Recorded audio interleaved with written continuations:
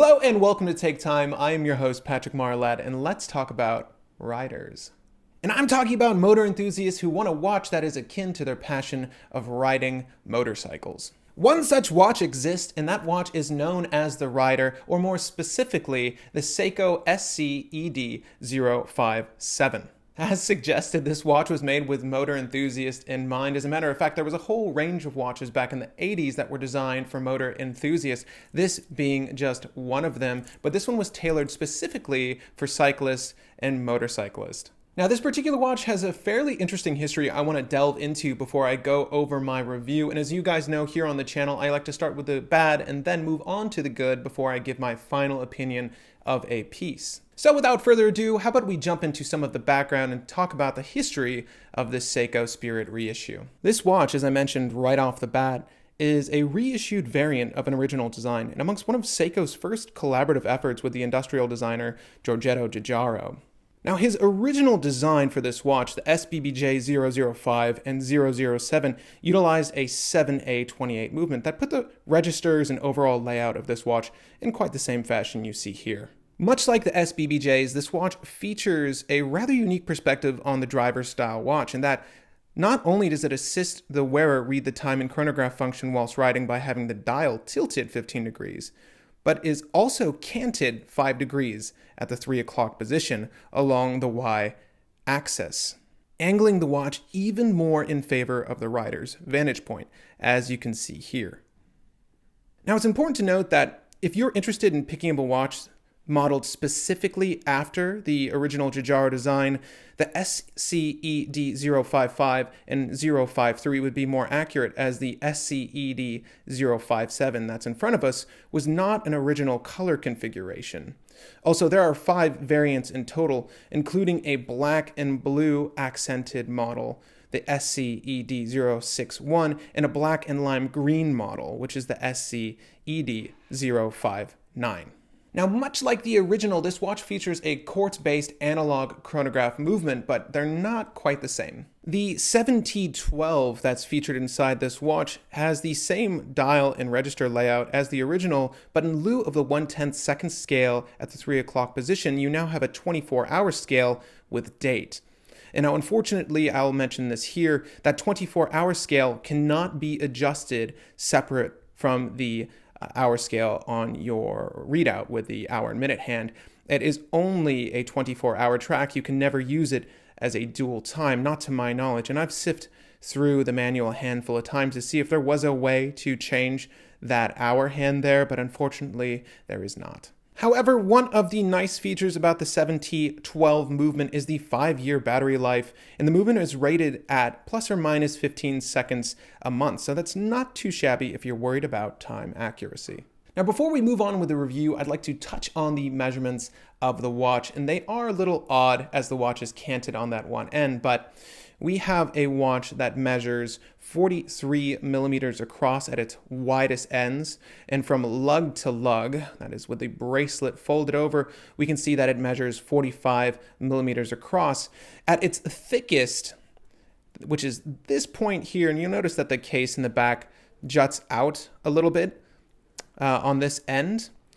It is approximately 12 millimeters thick, so it's really not that bad. And as a matter of fact, it was this end of the case to the top of the Hardlex crystal. The crystal is just a little bit raised off of the bezel here. The bezel is not the tallest point, it is indeed the crystal end. So that's 12 millimeters. And the lug width, should you decide to go with something that is not the integrated bracelet, is 18 millimeters in width. And there's actually enough relief between the case and the spring bar there to add an extremely thin 18 millimeter NATO.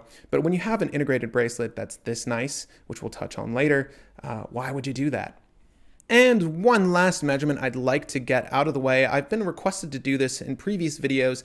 I figure I might incorporate these as I remember to do so, but that is the measurement of the crystal on top of the watch case, and it measures 33 millimeters in width from one end to the other. I know it's important to some people as this adds the illusion of how big a watch is actually wearing on your wrist. Usually something that's a little bit smaller tends to look smaller. If it's a larger crystal, it will tend to wear bigger. This one is indeed 33. So it doesn't wear too large. The 43 millimeter width is not as drastic as you'd imagine. As I mentioned, we have hard legs, we have stainless steel all over, and we have plastic pushers. Now, with the vintage 80s Speedmasters, all of those had like a hard resin plastic for the pushers, and they were notorious for cracking or breaking because the plastic they used was very brittle. Only time will tell if these hold up. So I'm not going to say that is a good or bad note, but it is important to mention that those pushers are made out of plastic. One of the first major bad notes I'd like to mention is the crown. Now, it's accurate in scale and dimension as the original. It is placed exactly where the original was. I can't speak to the original because I don't own the original, but if it was anything like this, I can see how these were so unpopular. The crown is extremely hard to operate. It is so difficult to get it out of the case. And even when I have nails, this little recessed area in the case is nice for trying to grip the crown, but there's just never enough room for your finger to go, unless you have very dainty or small fingers.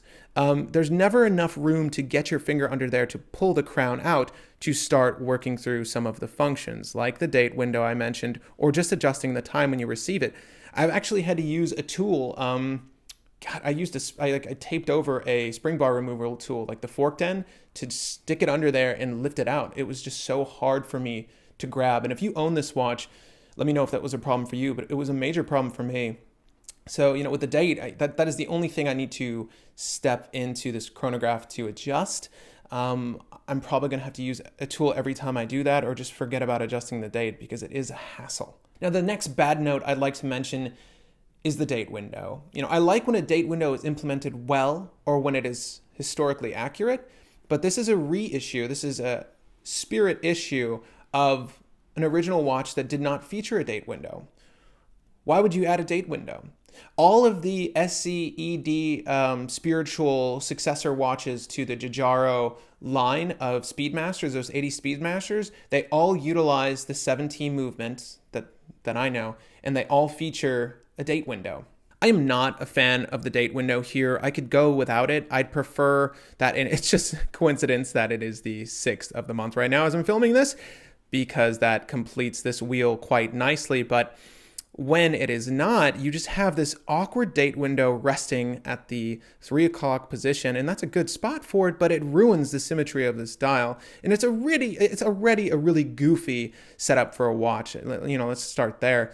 It's a very choice design. Not everyone is going to like this, but this throws off the aesthetic quite a bit in my book, and I wish they just went with how the original looked, sans the date window. You just keep the 7T12 movement, keep the date wheel even, just cover it up with more dial, please. Or at least provide an option for people, a dated version, an undated version. And I know that's asking a lot of your production line to omit slicing out a chunk of the dial, but it would have been so much nicer if the dial was completed there instead.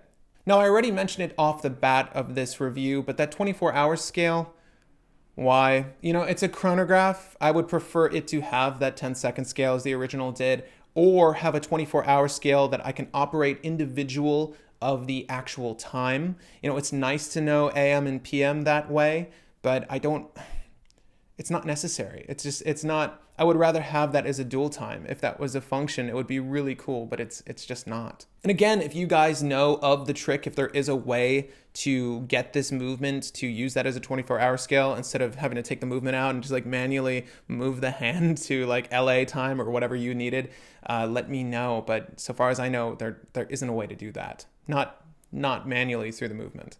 Now, the final bad note I'd like to mention is the overall wearability. It is a comfortable watch. However, the bracelet itself is a little bit of a hassle. Actually, why don't we go to the table so I can show you. So as you can see here, we have an integrated bracelet, and the case is stepped, and that whole design is followed onto the bracelet. So you have a stepped bracelet here, just these initial 3 links, and then you have a bunch of rectangular links that are almost all removable, and you can size it that way. However, unfortunately, as I was mentioning, the wearability is sort of hampered by the fact that there aren't enough micro adjustments on this clasp. And as you can see here, there's only 2 levels of micro adjustment. And for me, the watch either wears too small or just too large. Now, if I add a link, there's no half links, by the way. They're all the same, little rectangular links that you see down here. If I had a half link, that would be great. But if I added a whole link and tightened it up on the micro adjustment, it wears too large. If I remove that link and loosen it on the micro adjustment level, it's just almost too small for my wrist, unfortunately. And I have a 7¼ inch wrist. So when my wrist swells throughout the day, I'll notice it, tightening around it, and it is a bother. Otherwise it's very, very comfortable. Most integrated bracelets on watches are, because the back end of the bracelet meets the case if it's done well and rides along the side of your wrist. It kind of completes the bracelet in a sense that way. It's just more wearable that way. But due to the lack of finer micro adjustments or the lack of half links, they could have provided either. It could have worn a lot better, and it just doesn't. At least not for me. I'm sure that if you had a smaller wrist or even a slightly larger wrist, it could wear better for you, but 7¼ happened to be the magic number for this bracelet not to work. So I might even try to look for extremely thin 18mm NATOs to throw on this just to make it a little bit more wearable. But I do like the aesthetic on the bracelet, and it is a good bracelet. So I'll probably just have to just grit my teeth through that whole experience. Now on to the good. Yes, there are good parts about this watch. As you guys saw from the beginning of this month, I did an SOTC, and this is actually a member of my collection, and there's a few good reasons as to why. The overall fit, feel, and finish of this watch is top-notch. I love the orange accents on the dial here. I love those gloss orange hands with the orange minute markings around the outside of the dial. I love the orange accent buttons here. My only wish is that instead of going with a gray accent ring around the glass, they went with an orange one. It would have helped to make the dial pop just a little bit more, but that is my only note about those accent colors that I would have changed. However, all in all, I really love the undressed appearance of this watch. I like that they kept it in that stainless steel finish and a satin finish at that. It's very, very nice. It's actually quite luxurious for a watch that's sub $300. It's a very nice looking watch, and I really enjoy the aesthetic. Also, I really love the construction of this watch. I don't like, if you look up those SBBJ models, I don't like how the buckle system worked on that. It actually had a really odd push button buckle that you inserted into, it was almost like a seat belt where you'd insert it into the one end of the buckle and you'd have to push the button out. I've seen a lot of those vintage ones show up with those broken, and you don't have that issue here. And luckily, I bet you can switch this clasp out for another one entirely if this broke, whereas that button system, not so much. Also, I prefer having stainless steel all over. It adds to the heft of the watch, making the watch wear a little bit nicer. I prefer having a heavier watch on my wrist, and that's not for the quality feel of a heavy watch, like you feel like you're wearing substantial or something valuable. I just like knowing that it's on my wrist sometimes, especially if it's a sports watch. I do like the heavier presence on the wrist with this completely stainless steel finish. What's also really great about this watch is that those early Giugiaro designs are very desirable amongst collectors, and they're becoming harder and harder to find in good condition, let alone at all. So it's great that Seiko issued a bunch of these. I believe this is one of 1,000. Not to say that there are 1,000 of this model. I think between a range of those color options, this was maybe like one of 500, although it is marked one of 1,000 on the back. I don't know the exact quantity of the 057, but these are still available for purchase, and I would definitely recommend it overall. I think it's a really great watch in that, if you wanted a vintage Giugiaro design, you can get one now. You can get one in 2018. It's very cool that that is possible. So you have a modern watch with a clearly vintage aesthetic, and still a watch that looks extremely contemporary and modern at that. It's great that they reissued these.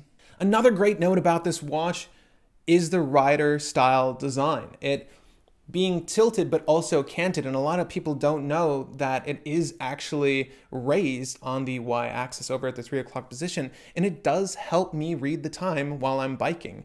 You know, I like to wear this watch when I'm cycling. It's believe it or not, it does help the readability. It's not a joke. I like that they came up with this concept specifically for cyclists or motorcyclists. It just does help the experience of reading the time, and that leads me to my next and last good point, really. I love that they conceptualized a watch for the motorist in mind, specifically a motorcyclist, and that they executed that theme to the utmost. You know, it has that motorist language with that dashboard dial. It has these accents that scream out to you to help you read the time, you know, orange on that matte gray. It's a very, very legible look.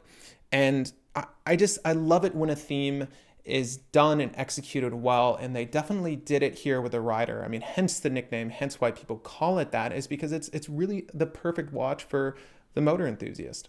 This is one of the unsung heroes from the Giugiaro design catalog for Seiko, and it's unfortunate because, you know, at that same time, there were so many other Speedmaster models in development that took the spotlight. You know, the Ripley and the Bishop we all know of, but those ones sort of outshine the rest of his designs, and this one in particular, and it's a shame because this is a really great watch, and it should be admired, and it should be on more wrists. So I'm happy that it's on mine. I'm glad I got this model. It's funny because I mentioned it in my SOTC, but I purchased this almost solely for the review because no one's really touched on it, and I'm keeping it. It's going to stay with me for I don't know how long. You know, I have to cycle through a lot of watches here, but I enjoy this so much, and it's one of the watches I wear most. So that's saying a lot. At any rate, gang, that will do it for the video today. If you own an SCED reissue or one of the original Giugiaro designs, which one is it, and how has your experience been with that watch? I'd love to hear about it in the comments section down below. And gang, if you liked this video, you know what to do. You hit the button that looks like this. It's called the like button. If you have friends, forums, or groups that are interested in watch content and you know they were interested in one of these Giugiaro reissues, maybe share this video with them to give them a better sense of which model to pick, or if it was this one and they were on the fence, whether or not they should buy it. And on that note, they are limited, so, you know, finding them may be difficult now as of watching this review. I don't know when you're watching it, but if you can find one under $300, it is a good deal in my book. I think it's a pretty good deal. And if you haven't subscribed to the channel yet and like consuming watch content, I do videos like this twice a week, so do stop by if you like discussions, reviews, interviews, and vlogs, all centered around the horological community. Well, then maybe this is a good home for you. Again, my name is Patrick Marlette, and thank you for the time.